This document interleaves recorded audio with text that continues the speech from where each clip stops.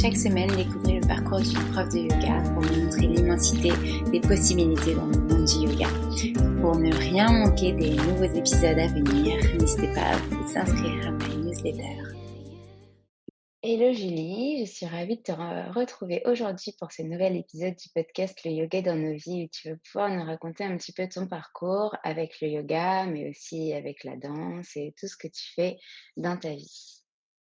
Bonjour Alexandre, avec plaisir. Super. Alors, première question, comment est-ce que tu as rencontré le yoga? Mais d'abord, comment est-ce que tu as rencontré la danse pour t'amener au yoga? Alors la danse, j'ai rencontré la danse quand j'étais toute petite, puisque j'ai fait mon premier cours de danse quand j'avais 6 ans. Oh, C'était la danse classique, et j'allais en cours de danse avec ma maman qui elle-même, était, élève dans cette école de danse. super. Donc voilà comment j'ai fait de la danse. Je suis tout de suite, tombée en amour avec la danse, avec, le fait de faire des spectacles. Et puis voilà, après j'ai toujours continué. J'ai jamais arrêté la danse. Donc, à la base, tu le faisais en activité à côté, de, l'école et cetera, c'est ça? Voilà, comme activité extrascolaire, après l'école ou le mercredi ou le week-end. Et OK. puis à partir alors j'ai commencé très tôt à travailler professionnellement dans la danse parce que je devais avoir 14 ans, je pense, quand j'ai intégré une compagnie. Ah oui, Ouais, et j'étais pas en France, hein, j'étais en Côte d'Ivoire. d'accord. Voilà, où j'habitais avec mes parents et du coup, j'ai dansé très, très tôt en compagnie. On faisait des petits spectacles, voilà, enfin, on était payés, pour, faire des spectacles dans des soirées privées ou, dans des théâtres ou, pour des manifestations sportives ou pour la télévision, voilà, ou pour des vidéoclips. Donc des petites, choses. J'ai commencé vraiment de bonne heure. Et c'était quoi comme type de danse, du coup, là-bas? La danse contemporaine. D'accord, contemporaine. Alors Heu, j'ai fait beaucoup de danse africaine aussi. oui, c'est ce que j'ai Beaucoup de vu dans ta petite biographie. Beaucoup de danse classique, hem, voilà, j'ai même fait du modern jazz. C'est pas ce que j'ai fait le OK. plus longtemps, mais j'en ai fait aussi. Et du coup, donc à partir de 14 ans, tu étais déjà, sur, le devant de la scène, si on peut dire et ça faisait en fait, partie de ton métier, mais tu avais des études à côté ou qu'est-ce que tu Oui, oui, oui, bien sûr, bah, j'allais au lycée. d'accord, OK. Tu Mmh, continuais d'aller à l'école et tu préparais tes spectacles, à voilà, côté exactement. Bah, ça et va, à qu'est-ce cet qui s'est âge-là, on peut passé? tout faire. Ouais, c'est vrai que, finalement, on a le temps de prendre ce temps-là et du coup, qu'est-ce qui s'est passé ensuite? Ensuite, je suis venue en France, quand j'avais 17 ans, après avoir eu mon bac, pour faire des études. D'accord. J'ai fait pas mal d'études parce que ça me plaisait aussi et que j'avais aussi envie de faire des études. Donc je suis venue à Paris, j'ai fait de la sociologie, de l'économie, de l'histoire. J'ai même fait Sciences Po, comme quoi ça D'accord. mène à tout de faire des grandes écoles. Donc voilà, et puis, alors je continue à danser en parallèle, mais c'est vrai que pendant toute cette période, j'ai quand même, un petit peu moins dansé, même si je continuais à aller en cours régulièrement, je continuais à faire quelques spectacles de temps en temps. Je continuais aussi à donner de temps en temps des cours, des stages, parce que j'intervenais comme assistante de certains profs ou, D'accord. comme remplaçante. Mais c'est vrai que c'est sans doute la période où j'ai le moins dansé. C'est aussi la période à laquelle j'ai découvert le yoga, Ah, parce que c'est en arrivant à Paris, en arrivant en France, que j'ai rencontré le yoga. Alors au tout début, c'était vraiment par le biais des cours de danse. Voilà, et puis à la fin de mes études, je me suis posé la question de ce qui était bon de faire et j'ai décidé, histoire d'en avoir le cœur net, de faire un stage en entreprise. d'accord. Je sais que ça peut paraître surprenant, mais je ne sais pas pourquoi un jour j'ai un copain de Sciences Po qui m'a dit: «Oh ben, tu devrais essayer le conseil en organisation, je suis sûre que ça te plairait». bon, et j'ai postulé vraiment un peu au hasard. J'ai été prise, alors j'ai vraiment posté des candidatures libres pour faire des stages et j'ai été prise dans une société où on m'a dit, «Nous, on veut bien vous prendre, mais on veut pas vous prendre en tant que stagiaire, on veut vous prendre avec un vrai contrat, mais si vous voulez, on vous fait un CDD». Bon, j'ai dit: «OK», je suis partie avec un CDD de 6 mois et puis, finalement, ça m'a bien plu. Je suis restée dans cette entreprise pendant assez longtemps, finalement. D'accord. Alors les 3 premières années, je travaillais à temps plein en tant que consultante en organisation dans les entreprises. Je continuais toujours la danse à côté, mais ça devenait vraiment fatigant, ça devenait vraiment très intense parce que le travail de consultant fait qu'on dort Il pas n'y a pas beaucoup vraiment déjà, on travaille d'horaire, beaucoup. ouais. Voilà, on a des gros horaires et donc il fallait que j'arrivais en tailleur, en costume, avec ma sacoche dans les salles de danse pour faire des répétitions. C'était assez bizarre et puis après, bon, j'ai quand même voulu garder le conseil pendant quelques temps, mais j'ai commencé à m'éloigner du conseil. Voilà, les dernières années, je travaillais plus qu'1 jour par semaine, heu, D'accord. dans le conseil, donc ce qui était vraiment très loin et je faisais, de plus en plus, de danse et de plus en plus de yoga aussi. Voilà, jusqu'à arrêter complètement le conseil parce que j'avais vraiment envie, voilà, c'était ma voie, c'était vraiment la danse et le yoga, mais Et pas le du coup, tu conseil. disais, que tu as rencontré, le yoga, donc pendant que tu étais à Paris, dans le cadre, de la danse aussi et cetera et du coup, qu'est-ce qui s'est fait comme cheminement en même temps que la danse pour que tu aies envie d'aller plus loin que juste une pratique de yoga et d'aller te former et cetera? Bah, c'est vrai qu'au départ, le yoga est venu à moi vraiment comme un complément pour la danse. C'est vrai que pour moi, c'était vraiment un outil, enfin pour moi et puis comme pour beaucoup de danseurs finalement au début quand on commence le yoga, en tout cas c'est par là qu'on y entre, ben, c'est déjà essayer de protéger un peu notre corps Mmh. parce que, voilà, quand on fait beaucoup de danse, on sent, même jeune, hein, même à 18-20 ans, on commence à sentir que, alors moi j'ai eu des gros problèmes aux chevilles par exemple, ou voilà, où on sent qu'on a mal aux hanches, ce genre de choses. Donc c'est déjà un moyen de se protéger, de se faire du bien, d'assurer la pérennité de nos Ouais. articulations.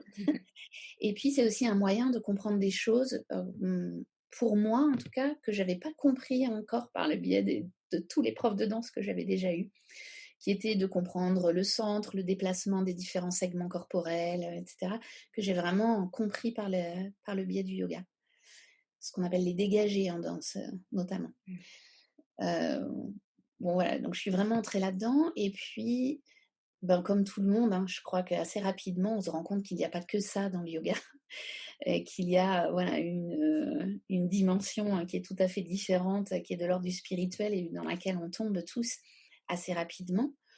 Donc j'ai commencé, ben, petit à petit à aller aussi dans d'autres cours de yoga, de tester différents yogas, de voir, de voir quels étaient les effets, ce qui me plaisait, voilà, d'essayer de comprendre tout simplement petit à petit. Et puis, il y a eu, quand même cette grosse étape où comme beaucoup de gens, je suis tombée malade. Hem, donc j'ai eu des gros symptômes liés à des maladies auto-immunes D'accord. et notamment, beaucoup de problèmes, au niveau de la thyroïde qui ont fait que, bah, pendant plusieurs années, on va dire la vie était dure pour moi. Mmh.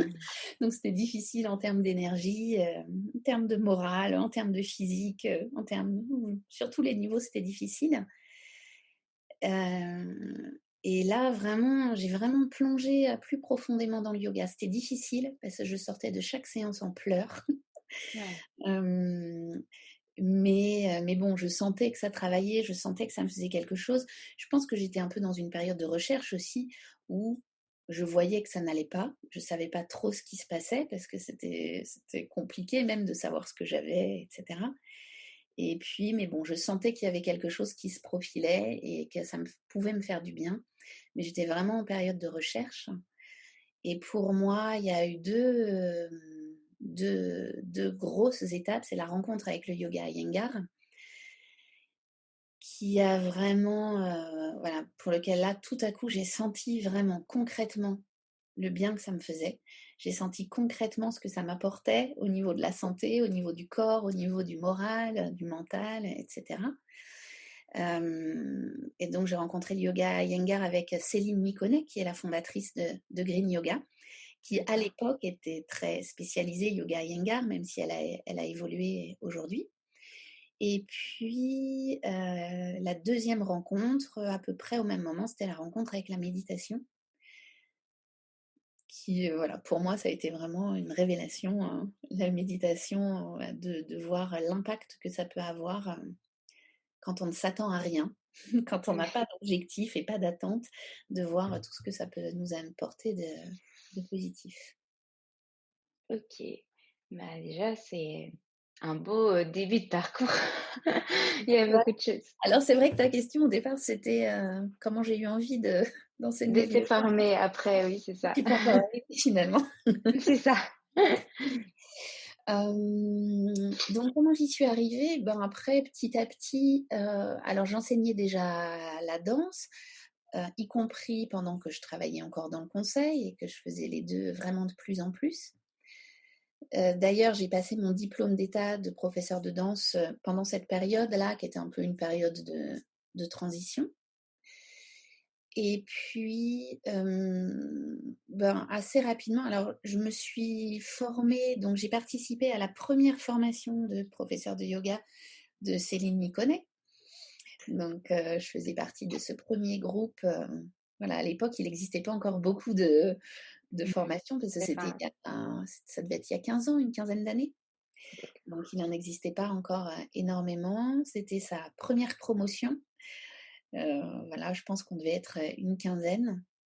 C'était une super expérience. Et ça a duré combien de temps? c'était sur un an. D'accord. Ouais, c'était sur un an. Et en fait, tout de suite après, j'ai eu envie de donner des cours à des enfants en un D'accord. premier temps. Je me sentais pas, même après avoir fait la formation, je n'avais pas cette sensation d'être prof de yoga. Pour moi, c'était tellement énorme. C'est toujours d'ailleurs, hein, mais bon, avec l'expérience, on finit par avoir un petit peu plus confiance en ses connaissances. Mais c'est vrai qu'au début, oui, je ne me sentais pas du tout prof de yoga. J'avais juste cette envie de donner cours à des enfants.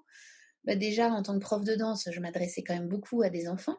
C'est C'était un sûr. public duquel j'étais très proche, même si je donnais aussi des cours aux adultes. Mais j'avais vraiment cette envie parce que il y avait un cours de yoga dans lequel j'allais tout le temps, qui était un cours qui avait lieu tous les dimanches matins pendant 2 heures. Je pense qu'on était 80 personnes dans la salle. C'était le cours de yoga donné par Peter Goss.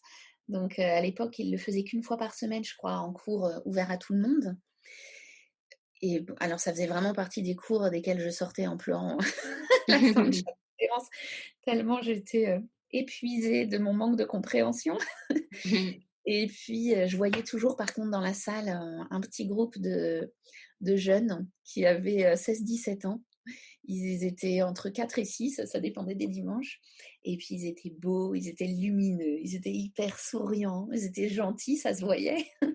Ils faisaient des trucs incroyables avec les pieds en l'air, sur la tête, les jambes dans tous les sens, etc. Mais je me souviens que tu as raconté ça pendant notre formation d'ailleurs. Voilà, exactement. Mais oui, parce que ça m'a vraiment marqué en fait, ce, Mhm. ce moment-là. Et donc j'ai dû raconter aussi du coup que un jour j'étais pas loin d'eux et donc je les entendais discuter. Et en fait, il se trouve que c'était des jeunes qui se connaissaient depuis l'Inde. Ils avaient vécu avec leurs parents en Inde et ils faisaient du yoga depuis qu'ils étaient tout petits. Donc, D'accord. et c'est vrai que ce jour-là, je me suis dit, c'est ça qu'il faut faire en fait, plutôt que d'être comme moi, à 20 ans se retrouver ou 30 ans se retrouver à pleurer sur son tapis de yoga, parce qu'on sent que ça nous fait du bien, mais que c'est difficile. Du coup, ben voilà, il faut commencer jeune pour pouvoir être aussi beau et lumineux que eux. Mhm. Du coup, j'ai tout de suite voulu enseigner aux enfants.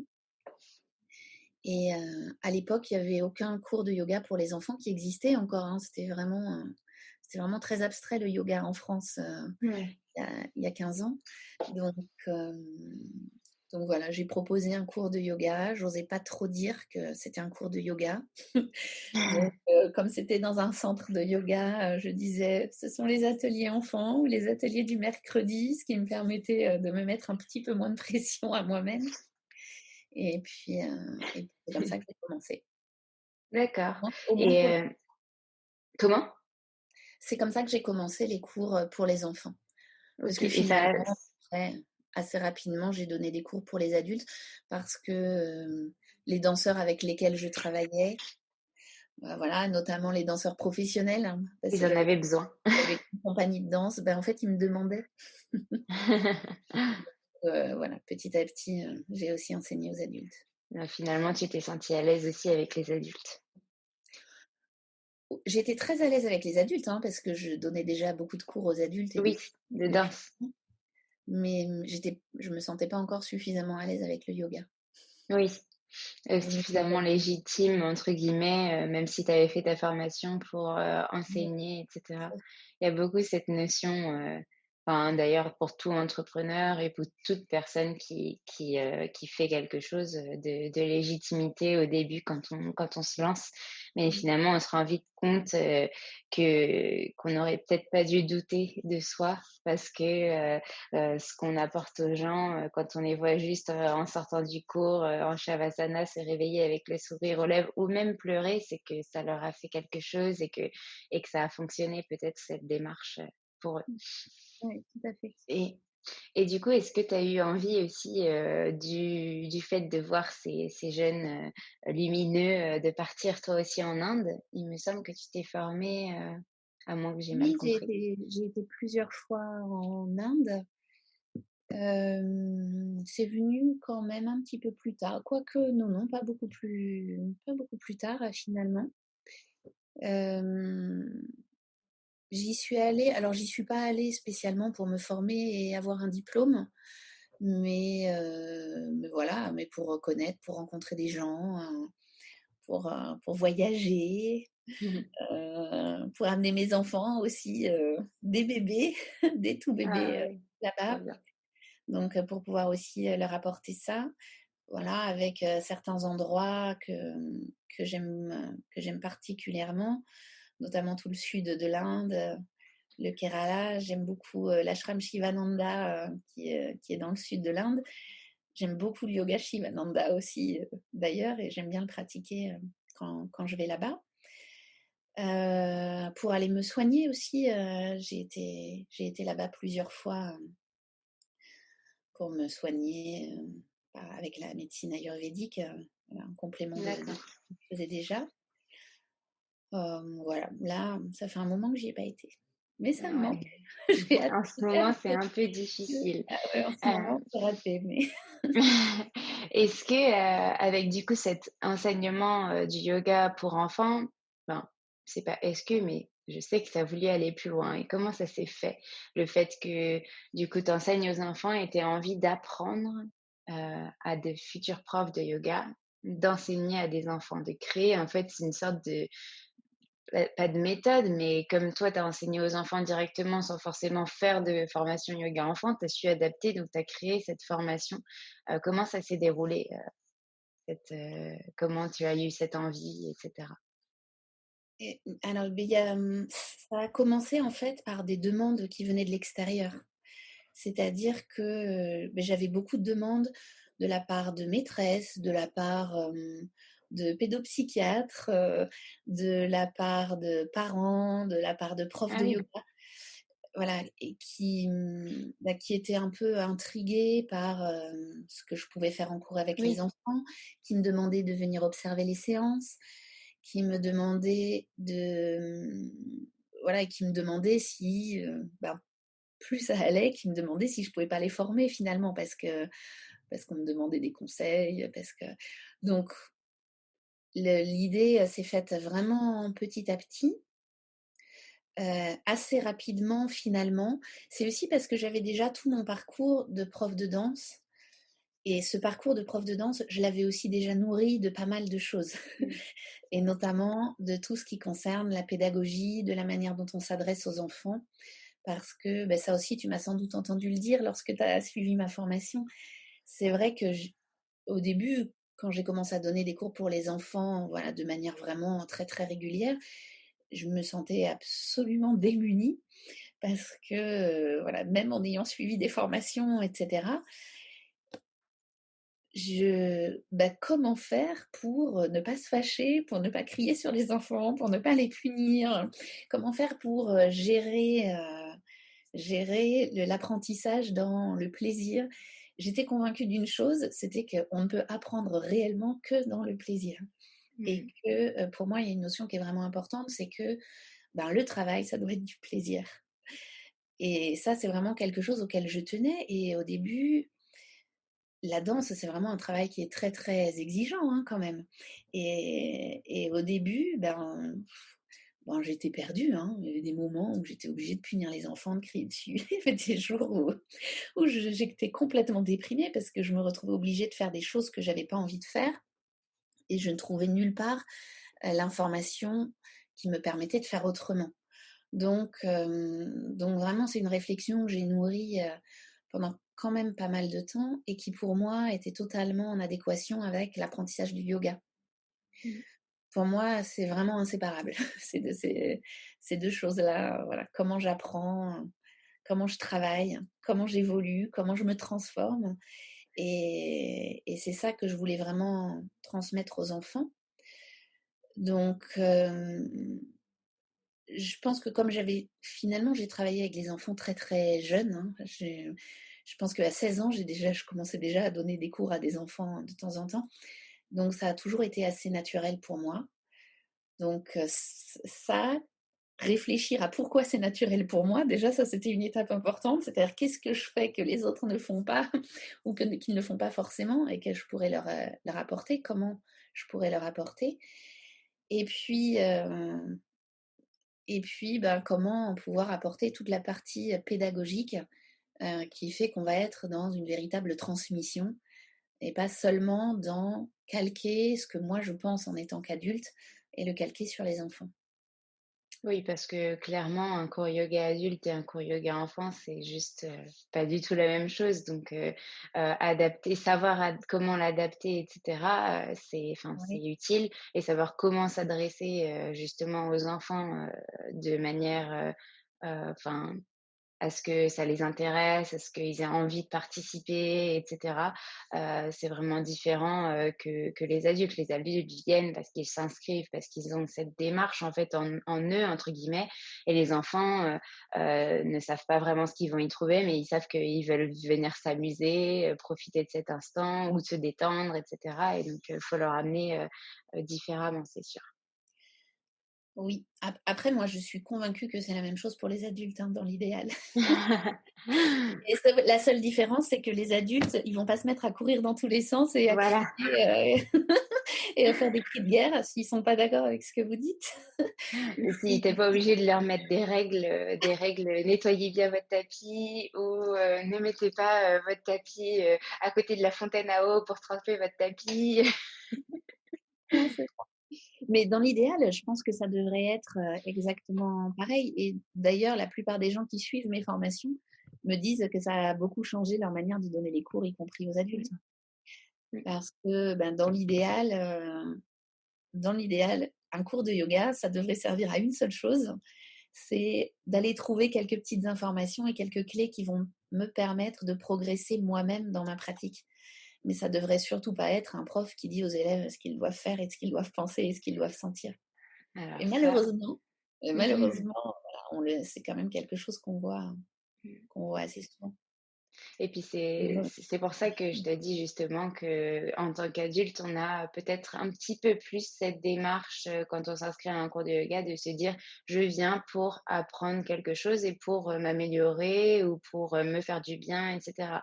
Tandis que l'enfant, peut-être, il va l'avoir en lui. À la fin de cette séance, il va se dire: «Ah ouais, c'est vrai, ça m'a fait trop du bien, j'ai adoré la séance». Bon après peu importe, enfin, ça va dépendre de l'âge bien sûr, mais il va pas, s'inscrire déjà de lui-même quand il a 4 ans au cours de yoga. Ça va plutôt être papa et maman qui vont l'inscrire. Donc heu, donc oui, comme tu dis, c'est vraiment important que, peu importe l'âge, la personne vienne en sachant qu'elle vient pour elle, pour se faire du bien, pour, s'améliorer, pour améliorer sa pratique, que ce soit mentale, physique, et cetera. Ben oui, parce que finalement, pourquoi les adultes, ils viennent en cours en se disant: «Bon allez, je me suis inscrit, ça va me faire du bien, il faut que j'y aille». Ben parce qu'ils ont été habitués dès qu'ils étaient enfants à Oui, être c'est dans un vrai. mode d'éducation, heu, qui n'était pas un mode d'éducation, enfin d'apprentissage par l'autonomie.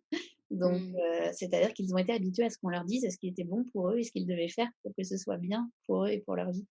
Et donc une fois adultes, on continue à fonctionner de la même manière. Mmh. C'est vrai. Mais bon, après, on essaye de venir chercher des clés qui nous «conviennent» entre guillemets. C'est pour ça aussi que chaque prof est différent, chaque prof a ses élèves et cetera et que c'est bien justement de voir des approches, différentes. Ah ben oui, et là, quand on fonctionne comme ça, adulte, on fonctionne comme les enfants. C'est ça. Et du coup, donc tu as lancé cette formation avec Green Yoga, donc je suppose que tu as contacté Cécile, c'est ça? Pour, pouvoir, Céline, Céline, pardon. oui, bah, on était toujours bah, du coup, on se voyait tout le temps, mais je lui ai proposé elle avait monté du coup, son cursus de formation qui commençait à s'étoffer, et donc je lui ai proposé, voilà, de monter cette formation enfant, et voilà, et comme on s'entend bien, on est parti sur ce Super, partenariat, ouais. OK, et Qui donc ça continue. fonctionne très bien parce qu'il y a beaucoup d'attentes. Alors pas en ce moment parce qu'avec la situation sanitaire Oui. actuelle, Ah bah, moi, je sais que quand j'ai fait mon premier module, j'ai quand même dû attendre 1 an et le 2e module, j'avais 1 an d'attente. Finalement, j'ai réussi à avoir une place, dans les 6 mois pour, février. Mais, d'ailleurs, ton épisode sortira, début février et je me formerai pour le 2e module en février aussi, donc ça tombe pile poil bien.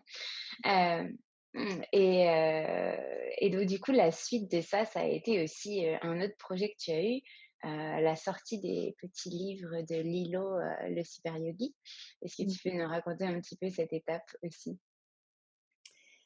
alors, Lilo, bah, ça aussi c'était une idée, qui me trottait derrière la tête, heu, qui est vraiment liée à une conviction que j'ai et que j'essaye de transmettre, en tout cas dans mes formations, qui est que le plus important, c'est de développer l'autonomie de l'enfant. C'est vrai sur le yoga et c'est vrai sur tout le reste. Donc, quelle est la capacité de l'enfant à percevoir ses propres besoins et du coup, sa capacité à pouvoir utiliser les différents outils qu'il a à sa disposition, que ce soit du yoga, des postures, de la respiration, du travail, de la lecture, du sport, peu importe. Mais voilà, ces outils qu'il a à sa disposition pour pouvoir évoluer, pour pouvoir aller mieux, pour pouvoir s'améliorer, progresser, etc. Alors évidemment, depuis quelque temps, il y a énormément de livres de yoga qui sont publiés, y compris des livres de yoga pour enfants. Mais c'est vrai que ce que je trouvais un peu dommage, alors il y a des livres de yoga pour enfants, mais qui sont clairement destinés à des adultes, c'est-à-dire en tant que prof de yoga, maître, maîtresse, éducateur, voilà comment utiliser, ou parent, comment utiliser, un livre, avec du yoga. Il y avait quelques livres pour enfants qui se faisaient, mais qui étaient vraiment que des livres pour les petits petits. Donc, avec toujours les 5 ou 6 mêmes postures, avec des très jolis dessins, avec souvent des jolis textes, hein. Mais finalement, même s'il y en avait beaucoup que j'aimais bien, hein, même que j'aimais beaucoup, finalement, je trouvais que c'était, assez restreint. Donc, voilà, je m'étais dit, j'aimerais bien, des livres qui puissent permettre à l'enfant d'être autonome sur sa pratique. C'est-à-dire, bah, l'enfant, une fois qu'il a appris son enfin pas qu'il a appris, mais qu'il a apprivoisé le livre, qu'il connaît l'histoire, qu'il a vu comment L'histoire. fonctionnait la Ouais. séquence, et cetera, ben, qu'il puisse se dire: «Tiens, aujourd'hui, je sais pas, je me sens stressé, eh ben, je vais prendre tel livre et puis, je vais ouvrir à la bonne page et faire la séquence, pour me déstresser». Bah, c'est-à-dire quelque chose qu'il puisse, pratiquer tout seul. Donc voilà, j'avais cette idée un peu derrière la tête. Et Et ça puis s'est concrétisé. voilà, ben ça c'est le, toute l'histoire de la synchronicité. Mmh. Sans que je demande rien, il y a donc Andrea Semprini, l'éditeur du magazine Esprit Yoga, qui m'a appelé un jour pour me dire: «Ah ben, j'aimerais bien éditer des livres de yoga pour enfants. Qu'est-ce que vous en pensez? Est-ce que vous seriez d'accord pour faire quelque chose? Est-ce qu'on peut en discuter?» Voilà. Donc on s'est rencontrés. Quand je lui ai présenté mon projet, il m'a dit que j'étais trop illuminée. C'est très drôle, il m'a dit: «Non, vous avez beaucoup trop d'imagination, ça peut pas marcher. Il faut quelque chose, donc de plus cadré, de plus, technique». Voilà, c'est vrai que lui, jusqu'à maintenant, tout ce qu'il avait fait, y compris dans le yoga pour enfants, voilà, c'était peut-être un petit peu plus adulte, en fait, hein, tout simplement. Et puis bon, le temps de réflexion aidant, au bout d'une semaine, il m'a dit que finalement ça lui semblait une bonne idée. Et donc Ah, on est parti là-dessus. OK, et du coup, aujourd'hui, il y a déjà 8 exemplaires du livre, Ouais, il y a 8 8 histoires exemplaires. différentes, 8 approches avec, des morales, avec, enfin, pas des morales, mais des choses pour faire comprendre, comment, par exemple, accepter la différence dans le yoga, comment se détendre grâce au yoga, heu et plein de différents thèmes, et je les valide tous, bien sûr, Oui, il pour, y a un les petit avoir thème, pratiqués. ouais, c'est vrai qu'il y a un petit thème à chaque fois avec une petite histoire. L'idée de cette petite histoire, voilà, c'est vraiment une histoire du quotidien, hein, c'est pas c'est pas une grande Oui, histoire c'est ça. d'imaginatif. Ouais. L'idée, c'est vraiment que les enfants puissent comprendre ce que ça S'identifier. signifie dans leur quotidien. Voilà, c'est ça, Mmh. s'identifier et comprendre ce que c'est le stress quand ils ressentent du stress, comprendre ce que c'est la fatigue. Donc voilà, sans qu'il y ait de morale justement, mais juste en lisant l'histoire, ben, de voir quelles sont les implications de tout ça dans la vie quotidienne. Et puis, bon, j'essaye toujours de mettre plusieurs exemples pour qu'eux puissent peut-être trouver quelque chose, une chose à Mmh. laquelle s'identifier. Et ça fonctionne, ça fonctionne. Parce qu'après, à la fin, ils peuvent faire leur petite séance de yoga qui est en rapport justement avec l'histoire, et ils sont contents et tout va bien. Exact. Ouais, ouais, Je suis ouais. en train de gérer en même temps le chiot qui vient de se réveiller. C'est pour ça que j'arrête pas de bouger depuis tout à l'heure. Donc je Je suis vois, il est désolée. trop mignon, j'ai vu les photos, j'adore. Voilà. C'est Donc mignon. regarde, il vient de monter Ah, sur le canapé. Mais je reste concentrée. Donc la suite de Lilo, c'est peut-être des nouveaux, épisodes, des nouvelles histoires? oui, bah oui, je suis, bah là, les 4 prochains sont en cours de préparation. Et D'accord. là, en ce moment, je suis en train d'écrire celui sur ce que le yoga peut apporter aux joueurs de jeux vidéo. Ah! Très bien, très, très bien. OK, bah, super, un petit teaser, et du coup, est-ce que, parmi tout ce que tu fais déjà, tu as des nouveaux projets, des projets en cours, des idées, en tête et cetera, pour l'avenir? Pour quand, notre situation se sera peut-être améliorée et cetera? Oui, c'est vrai que là, dans un premier temps, j'ai envie de retrouver les élèves. Mmh. J'ai envie, bah, voilà, de pouvoir recommencer. Moi, j'aime beaucoup, les stages, j'aime beaucoup les ateliers, donc c'est vrai que c'est un peu frustrant de pas les faire. J'en fais quelques-uns de temps en temps par Zoom, mais c'est pas C'est pas pareil. Mmh. c'est pas pareil. Et puis en plus, dans un petit appartement parisien avec, le mari, les enfants, tout le monde, ben, je suis pas tout à fait libre en termes d'emploi du temps. C'est sûr. Donc voilà. Après, parmi, les projets que j'ai, heu, projets professionnels ou projets personnels? Ou les 2? Les 2, les 2. Alors j'ai très, très envie, il y a quelque chose que je voulais faire déjà, l'année dernière et que du coup, je n'ai pas fait, c'est d'aller, en Thaïlande dans une réserve d'éléphants pour faire du yoga Ah! avec, alors il y a une personne que j'ai rencontrée dans mes formations yoga enfants, puisque c'est une prof de yoga qui a suivi mes formations, qui s'appelle D'accord. Sophie Ancel qui fait du yoga avec des animaux. D'accord, Donc, trop bien. elle y va, elle le fait avec les éléphants, mais pas que. Elle le fait aussi avec les chameaux dans le désert. Et Ah là, elle ouais. fait avec les loups. Alors, c'est aussi un de mes rêves, hein, pouvoir fréquenter les loups. Donc, je pense que. Oh Alors, là je là. m'inscris, mais je ne sais pas si ça pourra, si ça pourra se Eh faire. ben, je veux bien que tu me donnes le lien parce que c'est une très belle idée, je pense aussi de cadeau. Oui, Ouais, yoga avec les loups, ça me tente bien. elle fait ça au mois de mars. Donc, D'accord. eh bien, peut-être qu'on se verra là-bas alors. Oui, peut-être. Ça, c'est le module 2 de la formation enfant. C'est ça. Donc voilà, ça fait vraiment partie des choses, personnellement, j'aimerais vraiment le faire. Après, professionnellement, ben, il faut à court terme, comme tout le monde, hein, je suis un peu obligée Mmh. de développer le côté internet. Donc, donc là, est en cours de préparation toute la formation de prof de yoga enfant en e-learning. Oui. Donc il va me demander beaucoup d'énergie là dans le prochain mois. Et puis après, même en dehors des formations, voilà, j'ai pour projet de monter peut-être des mini-formations, des D'accord. mini-modules que je Module proposerai. de quoi, par exemple? Des petits modules sur des points très particuliers. Alors, D'accord. ça pourrait être par exemple un module sur la gestion du calme dans un cours enfant, si on reste sur les cours enfants, ou ça pourrait être aussi des choses plus techniques sur je sais pas, le système hormonal, sur D'accord.